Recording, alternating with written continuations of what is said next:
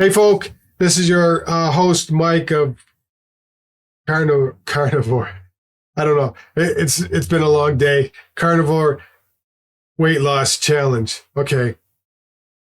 A lot of these social media gave me some grief with that because they thought I was getting in some kind of hocus pocus stuff with that challenge.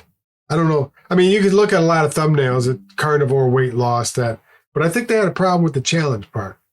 But I had to send them, you know, information that, hey, you know what? I'm not doing anything that would be out of the ordinary for anybody else would do. But anyways, they accepted it, and here I am. But going through all that, uh, this video is about the acceptance of $20 million of our money today back, I think it was 1960s. But this article I'm going to jump into has a lot to say about the American Heart Association took money from Procter and Gamble to say that heart disease comes from saturated fat and not essentially from seed oils. So, seed oils is the biggest thing is your vegetable oils and your soybean, especially the soybean oil. So let's jump into this article. Okay, so getting into this article and the information that it supplies, it says the American Heart Association was paid off by Procter and Gamble to say heart disease was caused by saturated fat, not seed oils. It goes on. We've been told for decades that heart disease is caused by saturated fat found in butter, meat, and eggs. But recent research reveals that studies promoting these messages were heavily compromised. I'm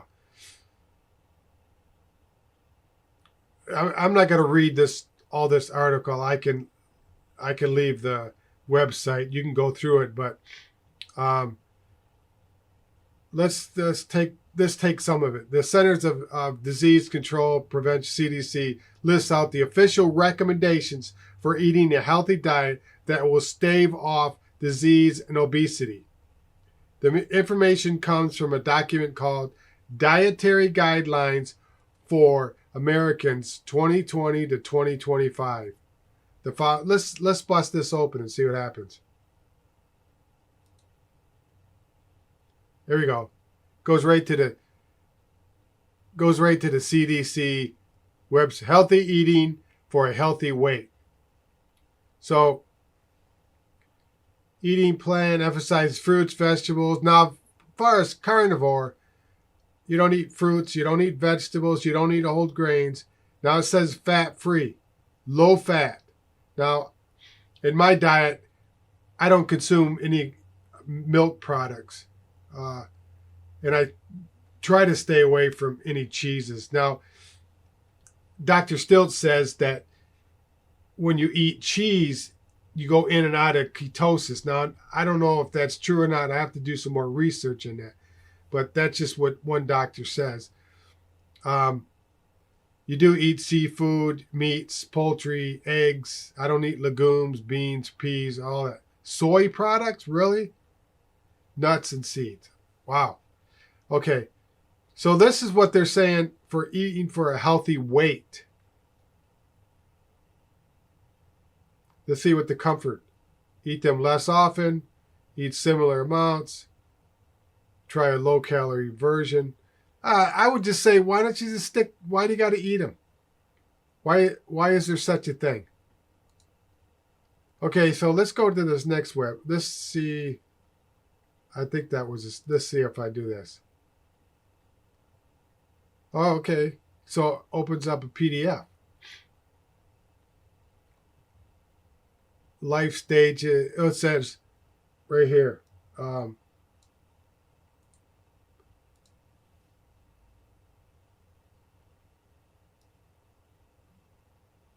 Yeah. So these are certain life stages you're supposed to follow. Every age, 6 months, 12 months. Follow a healthy dietary pattern at every life stage. What do they say for infants? Introduce infants to nutrition dense complementary food. Introduce infants to potentially um, allergenic foods, along with other complementary foods. I mean, you guys can read it if you want. What I wanted to get to is uh, the main article was paid off by, now it goes under American Heart Association, was paid off by caused etc. Okay, we read that. Why does it say it twice? Huh. Okay, so do saturated fats cause heart disease? The science was always tweaked. Uh, Fear of these fats was stated in American Heart Association 1961 based on flawed.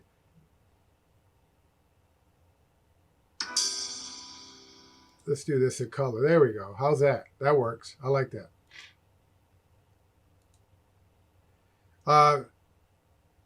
The fear of these fats was stated by American Heart Association in 1961 based on flawed study. She shares an article from a journal called Forget it. Diabetes and Obesity. That reviews the history of let's do this. History of diet, heart, and why I can't speak today. I don't know. I got tongue tied. Oh, let's see. It's not gonna let me do it. There we go. From the late 1950s up into the current day, including revelations from newer publications before scientific literature. Stated recommended in 1961 that people avoid saturated fats and replace it with polyunsaturated vegetable oils such as soybean oil, rapeseed oil, etc. Which vegetable oil is the huge one. Now, soybean oil, I know a lot of soybean oil that they cook. They prepare a lot of restaurant food. So if you go into a restaurant, basically when they have something fried, they're using soybean oil, which ain't cool. But when I owned a restaurant years ago, we used vegetable oil because it was cheaper. At least I thought it was. But okay, so I want to get to this here. However, they were paid off to distribute this information. Okay. The AHA accepted $20 million in today's dollars in funding from Procter & Gamble, a corporation that currently makes and sells Cisco oil. The AHA recommended that everyone replace butter with heart-healthy alternatives like vegetable oil or Crisco oil. Okay, so, and it just goes on to give you more explanation. Let's see. 2020 Diet Expert Committee found that 88% of the studies in their own review did not support the idea of heart disease caused by saturated fat. And yet the committee ignored this data and claimed the evidence against saturated fat was strong. So they even 88%, 88%. Amazing. Points out that the 2020 dietary,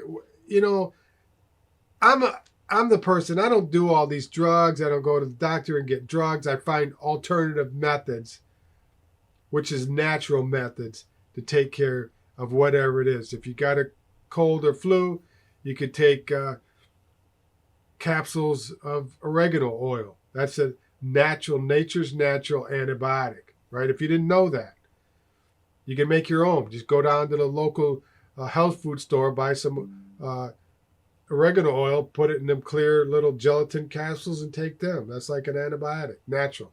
It, one thing about antibiotics is they're like a shotgun that goes off in your system. They blast all the bacteria, the good bacteria, which is trillions in your gut, right? We need that to function properly. Our brain is actually run from our gut, not our brain, right? If you didn't know that, all of your mechanism, they say 99% of people with mental illness has a bad gut makeup, microbiome in their gut. Um, yeah. So I don't do all this stuff. I don't listen to these people. I take accountability for myself. It's really a good article. I mean, I'm brushing through it, but it wouldn't surprise me that people that make these things back in whenever, hey, filter this article and we'll give you 20 million. Filter this article and make it say from the, and it happens all the time. I mean, no matter what it is. If it's a new drug that gets on the market, science will try to say it's good. And then next thing you know, oh, you wouldn't believe the next video I got come out. You guys got to stay tuned for that. That's just, it's going to knock your socks off. Yeah. Yeah. So we're getting back to finding out the real science to these diets, these way that they push certain things. I mean, you could look at, say, I'm not a believer in wheat. Back in 2012, I had autoimmune disease that my immune system was attacking my skin and thinking it was a threat. Now, if you read the Wheat Belly, I forgot his name. I read it back, 10, 11 years ago when I was trying to find my own direction with this autoimmune I was going through, and come to find out that the history says that back in the 70s, they were worried about overpopulation and how can we feed these masses of people, right? And the movie came out, Soylent Green, with Charlton Heston, about they were feeding people chips that were made from humans, right? Because there wasn't enough food. But the scare back then was the overpopulation and we need more food. So what they did is they hired a gentleman to take wheat and they didn't have GMO back then. They didn't have all the technology, but what he did is he grafted all these grasses in order to make wheat. Now, if you look at older pictures of wheat, they're 8, 9, 10, 12 feet tall and they bundle them up, right? Now wheat is 3 feet max, 2 feet, and it produces more bushels per acre because of this. But what happens is our body cannot digest that grasses.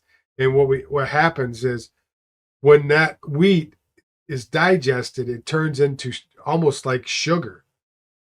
And when you eat a white pizza dough or all these donuts and all these things that are made with this white flour, you're actually, when it digests, turns into sugar. So you see a lot of people with large midsections and displacement of their guts and all these other things, or just massive obesity and diabetes and that type of thing, is coming from all the different products made from wheat. I mean, think of it. I mean, pizza dough and donuts and anything that you buy as far as powdery mixtures of any sort that's made with flour.